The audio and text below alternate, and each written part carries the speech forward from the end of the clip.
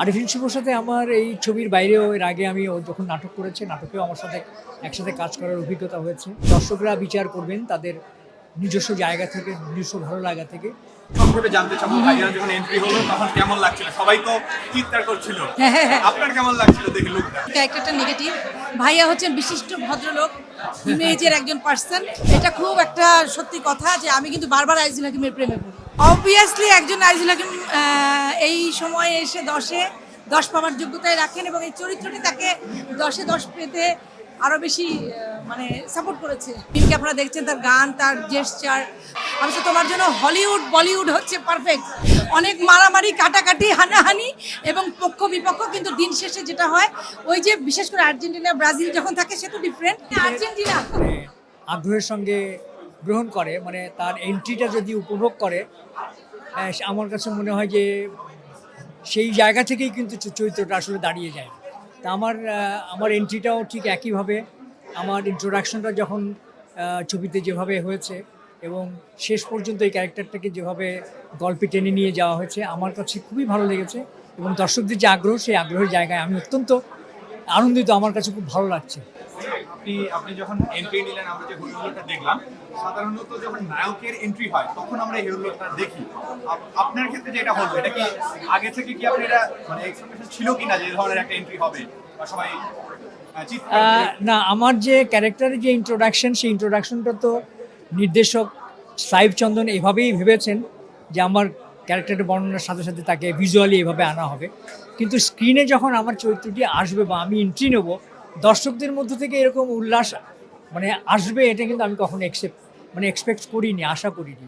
কিন্তু সিনেমা হলের ছবি দেখতে এসে যখন দেখলাম যে আমার চরিত্রটি এন্ট্রি নেওয়ার সাথে সাথে তাদের প্রত্যেকের যে আগ্রহ, সেটা আমাকে অনেক বেশি আপ্লুত করেছে, আমার কাছে ভালো লেগেছে। আরিফিন শুভর সাথে আমার এই ছবির বাইরেও এর আগে আমি ও যখন নাটক করেছে, নাটকেও আমার সাথে একসাথে কাজ করার অভিজ্ঞতা হয়েছে। মিমের সাথেও আমার এর আগে নাটকে কাজ করার অভিজ্ঞতা প্রচুর আছে। আমার নির্দেশনায় মিম অনেক কাজ করেছে, অভিনয় করেছে, কিন্তু ছবিতে একসাথে কাজ করার অভিজ্ঞতাটা এটিই প্রথম। সহশিল্পী হিসেবে তারা অত্যন্ত কর্ডিয়াল এবং অন্যান্য সহশিল্পীদের সাথে চরিত্র নিয়ে আলাপ আলোচনা করা এবং গল্পের সঙ্গে কিভাবে চরিত্রকে যেতে হবে, একজন কো আর্টিস্টের সঙ্গে কিভাবে এটাকে নিয়ে সুন্দরভাবে চরিত্র তৈরি করা যাবে, এই যে আলাপ আলোচনা, এটা কিন্তু তাদের দুজনের মধ্যেই আছে।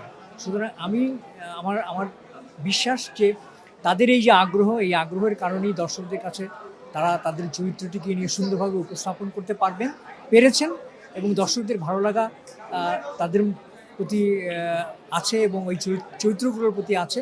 এবং তাদের এই অভিনয় দিয়ে তারা কিন্তু মালিক ছবিতে যে কাজ করেছে, তাতে দর্শকদের যে আগ্রহ, সেই আগ্রহ জায়গাটা তৈরি হয়েছে এবং দর্শকদের ভালো লাগা, ভালোবাসাটা পাচ্ছে। আসলে এটা তো দর্শকদের বিচার, দর্শকরা বিচার করবেন তাদের নিজস্ব জায়গা থেকে, নিজস্ব ভালো লাগা থেকে। তবে আমি বলবো যে আমি কারোর সঙ্গে তুলনা করতে চাই না। শাকিব খানের মতো শাকিব খানের জায়গায় আছে। যখন সে তার যে চরিত্রগুলো উপস্থাপন করে, তার জায়গায় তার মতো করে উপস্থাপন করে, দর্শকদের কাছে সেটি গ্রহণযোগ্য হয়। আবার আরিফিন শুভ অনেকদিন পরে ফিরে এসেছে। তার মধ্যে আমি যেটি দেখেছি সেটা হলো যে অ্যাকশন এবং রোমান্টিক যে বিষয়, দুটোই কিন্তু তার মধ্যে আছে। আমরা যদি আরিফিন শুভকে কাজে লাগাতে পারি, তাহলে আমার মনে হয় যে বাংলাদেশের যে চলচ্চিত্র, সেই চলচ্চিত্রে আরিফিন শুভ একটা যথেষ্ট ভালো একটি ভূমিকা নিতে পারবে বলে বিশ্বাস করি। না, আসলে হয় কি যে হ্যাঁ, আসলে হয় কি, আমরা যেমন কোনো একটা চরিত্র, সেটা নেতা হোক বা ব্যারিস্টার হোক বা ডাক্তার হোক, এরকম কোনো চরিত্র যখন আমরা ভাবি, তখন কিন্তু এক ধরনের গেট আপ আমাদের চোখের সামনে ভাসে বা এক ধরনের চেহারা কিন্তু আমাদের চোখের সামনে ভাসে। তা আমাকে যখন এই চরিত্রটির কথা বলা হলো যে এটি একটি এলাকার প্রভাবশালী লোক এবং প্রবীণ রাজনীতিবিদ, তো আমরা চেষ্টা করেছি যে ওই সাধারণ দর্শকদের যে ভাবনা, সেই ভাবনার জায়গা থেকে একটু ভিন্নভাবে এটাকে উপস্থাপন করা যায় কিনা।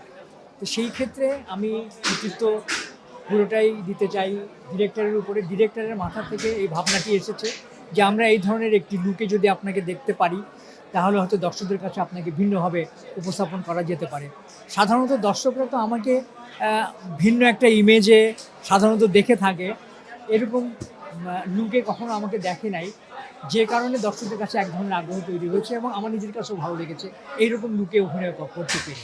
একজন অভিনয় শিল্পী হিসেবে তো অবশ্যই আমার আকাঙ্ক্ষা আছে যে এরকম ভিন্ন ভিন্ন চরিত্র যদি আমি ভবিষ্যতে পাই তাহলে হয়তো ভিন্ন ভিন্ন লুকে আসার চেষ্টা করি। সংক্ষেপে জানতে চাবো, ভাইয়া যখন এন্ট্রি হলো তখন কেমন লাগছিল? সবাই তো চিৎকার করছিল, আপনার কেমন লাগছিল দেখে লুকটা? মানে সবাই যে এরকম একটা শাউট আউট করলো, এটা আমার সবচেয়ে ভালো লেগেছে। মনে হচ্ছে এটাই হচ্ছে আজিজুল হাকিমের প্রাপ্তি।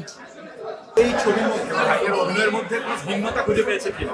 অবভিয়াসলি যেহেতু ক্যারেক্টারটা নেগেটিভ, ভাইয়া হচ্ছেন বিশিষ্ট ভদ্রলোক, ইমেজের একজন পার্সন, এবং স্ক্রিনে অধিকাংশ দেখা যাচ্ছে যে অনেক সময় ডিরেক্টর করেন কি একজন টাইপড করে, মানে অভিনেতাকে টাইপ করে ফেলে। রোমান্টিক হিরো করছে তো করছে, একটা ক্যারেক্টারেই বারবার ডাকছেন, তো এটা তো টোটালি ডিফারেন্ট। সো সুযোগ ছিল যতটুকুই, স্প্যানটা অনেক বেশি না, একটা গল্পে যতটুকু প্রয়োজন ছিল, ক্যারেক্টারটা ইম্পর্টেন্ট, কিন্তু যতটুকু স্প্যান ছিল আমার মনে হয় যে আজিজুল হাকিমের খুব যে মুখ দিয়েও অ্যাক্টিং করতে হয়েছে তা না, ওর লুকটা, এবং আমি খুব টেনশনে ছিলাম যে ওর চুল খুব স্ট্রেইট, খুব সিল্কি, এটাকে দেখলাম ইয়োর লুক দিয়ে, মানে আগে যিনি মেকআপ করেছেন, গেট আপ যিনি দিয়েছেন, তাকেও আমার তরফ থেকে থ্যাঙ্কস।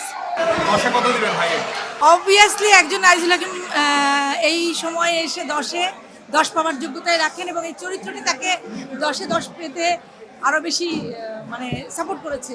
এটা খুব একটা সত্যি কথা যে আমি কিন্তু বারবার আজিজুল হাকিমের প্রেমে পড়ি, দুটো কারণে। কারণ আজিজুল হাকিমের আমার সাথে বিয়ে হয়েছে অনেক দিন, 93-তে, কিন্তু ও কিন্তু বাসায় থাকে না। ও হচ্ছে বেশিরভাগ সময় শুটিংয়ে চলে যায়, সকাল 7টায় যায়, আমার সঙ্গে প্রায় রাত 12টায় দেখা হয়, কোনো দিন 4-5 দিনও দেখা হয় না, দেশের বাইরে গেলে আরও দেখা হয় না। তো আমি কিন্তু ওকে ভুলে যাই, আমি স্ক্রিনে দেখে, এটা আমি খুব ফান করে বলি, আমি ওকে স্ক্রিনে দেখে আবার মনে করি। এবং ও যখনই যেই ক্যারেক্টারটাই করে, যে কোনো ধরনের ডিফারেন্ট লুক, তো এই ক্যারেক্টারটা কিন্তু এরকম আছে, কিন্তু ফ্যান্টাসি মানুষের ভেতরে যে একটু সন্ত্রাসী থাকে না, যে তার প্রতি একটা দুর্বলতা কাজ করে। অবভিয়াসলি আপনি খুব ভালো কোশ্চেন করেছেন, এবং আমি তোমার এই লুকের আজিজুল হাকিমের প্রেমে পড়েছি। Thank you. জানতে চাচ্ছিলাম যে ভাইয়া যদি কথা বললেন ওভারঅল পুরো সিনেমাটা নিয়ে যে শুভ মিম, মানে কেমন লেগেছে overall? আসলে বিদ্যা সিনহা মিম, আমি মিমের কথাই আগে বলবো, কারণ মিমটা একটা খুব সুন্দর গ্রুমিংয়ের মধ্যে দিয়ে এসছে আমাদের লাক্স সুন্দরী, এবং অনেকগুলো দিন ধরে কিন্তু অভিনয় করছে। আমি মনে করি এই মিমকে যা আমরা আজকে দেখলাম, এই মিমের কিন্তু আরও 5 বছর আগে থেকেও নিয়মিতই আমরা দেখতে পারতাম আমাদের সিনেমায়। সেই সুযোগটা বোধহয় আমার মনে হয় যোগ্য শিল্পীদেরকে কম আসে, এবং মিমকে আপনারা দেখছেন তার গান, তার জেস্চার, তার লুক, তার অ্যাক্টিং প্যাটার্ন। আমাদের এই মিম কিন্তু শুধু মডেল না, শুধুমাত্র নাটকের শিল্পীরা তো নাটক অনেক কম করে, কিন্তু মিমের ভিতরে যে লুকটা আছে, আমি তো অলওয়েজ মিমকে শুরু থেকেই বলি যে তোমার আসলে বাংলাদেশ তো আমাদের ছোট্ট একটা জায়গা, আমি তো তোমার জন্য হলিউড বলিউড হচ্ছে পারফেক্ট। মিম খুব ফান করে বলে, ভাবি আপু আমি তো হিন্দি জানি না, আমি বলি যে আমার যদি সুযোগ থাকতো আমি তোমাকে কিন্তু বলিউডে নিয়ে যেতাম। আসলে মিম ডিজার্ভ করে। এবং আরবিন শুভ, যেটা আমি একটু আগে বললাম যে আমাদের এই সময় অনেকগুলো ছেলে আছে হ্যান্ডসাম, এই সময়ের নায়ক, শুধু একজন ক্রমাগত করবে বা শিডিউল দিতে পারে না, তাহলে এই ছেলেগুলোকে কেন না, এদেরকে সুযোগ দেওয়া হলে তারা কী করতে পারে। এবং আমি আমার প্রডিউসার জাফর বা কর্তৃপক্ষকে বলেছি যে আপনাদের যে দুটো গান আছে, যে দুটো নাচ আছে, গানের কথা, গানের ভিজুয়ালাইজেশন খুব বেশি করে প্রচার করবেন, কারণ এই গান দুটো দেখতে হলেও মানুষকে হলে আসতে হবে। আচ্ছা ভাইয়া প্রসঙ্গে কথা বলবো, সামনে বিশ্বকাপ, বিশ্বকাপে কোন দল সাপোর্ট করেন? আর্জেন্টিনা। বিশ্বকাপে আমি জার্মানির সাপোর্টার, কারণ সবসময় আমি জার্মানি সাপোর্ট করেছি, এখনও করছি, এবং এই বিশ্বকাপে পুরোটা জুড়েই আমি জার্মানিকে সাপোর্ট করব। যদিও সারা বিশ্বই দুটো ভাগে বিভক্ত, একটা হচ্ছে ব্রাজিল এবং আর্জেন্টিনা, কিন্তু আমি চাই যে জার্মানি এবার বিশ্বকাপ নিয়ে যাবে। আচ্ছা, খেলা নিয়ে স্মৃতিচারণ কিছু না, প্রত্যেক 4 বছর পরই যখন বিশ্বকাপ হয় আমার বাসায় অনেক স্মৃতি তৈরি হয়, অনেক মারামারি, কাটাকাটি, হানাহানি এবং পক্ষ বিপক্ষ, কিন্তু দিন শেষে যেটা হয় ওই যে বিশেষ করে আর্জেন্টিনা ব্রাজিল যখন থাকে সে তো ডিফারেন্ট, জার্মানি, কিন্তু অনেক মজা করে আমরা খেলাটা এনজয় করি। এবং আমাদের বাসায় সবাই অপেক্ষা করে, যেহেতু আমাদের বাড়ি আপন নিবাস, পুরো বাড়িতে আমরা অনেক, ওরা 4 ভাই থাকে, আমরা 4 বোন, এবং আরও আত্মীয় স্বজন আছে। আমাদের বাড়িটা হচ্ছে আপন নিবাস, এবং ফুটবল খেলা দেখার জন্য একসাথে আমরা বাড়ি ভাগ করে নিই, খানা দানা হইচই এভরিথিং, খুবই একটা উৎসব। না সে তো আমার ছেলে ব্রাজিল, আমার মেয়ে আর্জেন্টিনার সাপোর্টার, তো এইরকম আছে। যখন ব্রাজিল আর্জেন্টিনা খেলা হয় তখন কিন্তু পক্ষ বিপক্ষ হয়ে যায়, হ্যাঁ, আবার জার্সি পরে আমরা খেলা দেখি। তো সুতরাং ওই উত্তেজনা সবসময় কাজ করে। জার্মানি তো সবসময় টোটাল ফুটবল খেলে। আমি এই ফ্রেন্ডলি ফুটবল কিছুদিন আগে তারা খেলেছে, সেই খেলায় জিতেছে তারা, এবং আশা করি যে জেতা বা না জেতা সেটা তো আসলে খেলার উপর ডিপেন্ড করবে, কিন্তু আমি চাই যে জার্মানি যেরকম টোটাল ফুটবলটা খেলে, ফুটবলের যে নান্দনিক যে বিষয়টি, সেই বিষয়টি নিয়ে জার্মানি যেভাবে কাজ করে এখনো পর্যন্ত আশা করবো যে ফুটবলে তারা এই নান্দনিকতাটা বজায় রাখবে। আর্জেন্টিনা